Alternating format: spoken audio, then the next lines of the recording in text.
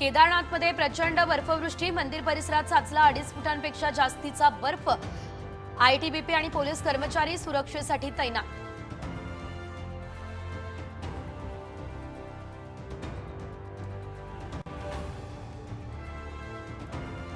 शिमल्यावर बर्फाची चादर, बर्फवृष्टीमुळे वाहतूक ठप्प, रस्ते निसरडे, अपघातही वाढले, प्रवाशांच्या वाहनातून थेट उड्या।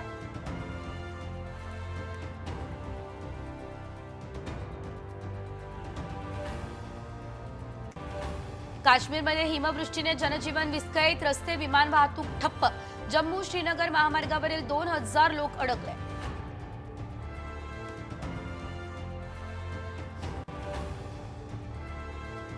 भारतीय लष्करानं चीनच्या सीमेलगत उभारला छत्रपती शिवरायांचा पुतळा, 14,300 फूट उंचीवर फडकला भगवा।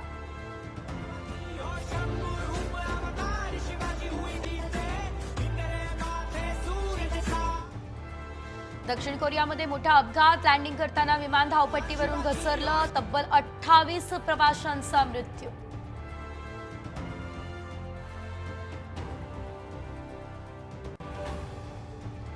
युक्रेनच्या ड्रोनवर हल्ला करायचा होता, मात्र अचानक अझरबैजानचं विमान आलं समोर।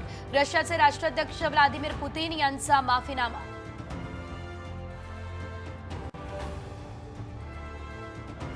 मुंबईसह पुण्यात सीएनजीच्या दरात वाढ, 2 महिन्यांमध्ये तिसऱ्यांदा दरवाढ, टॅक्सी रिक्षाचे भाडे वाढण्याची शक्यता।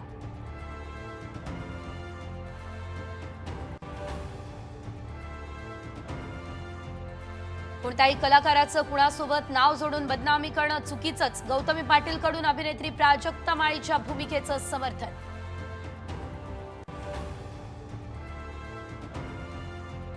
उरणमध्ये शोरमा खाल्ल्यानं 5 मुलांना विषबाधा, आरोग्याशी खेळ करणाऱ्यांवरती कठोर कारवाईची मागणी।